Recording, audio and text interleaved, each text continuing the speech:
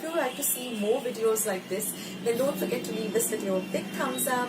Also, by clicking the thumbs up icon. Also, don't forget to subscribe to my channel and become a part of Akshata's recipes.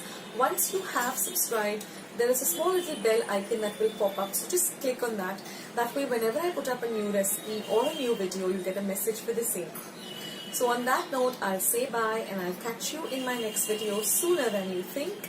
This is Akshata saying bye, take care, stay healthy, stay fit, be kind and loving to one another. So till we meet again, bye.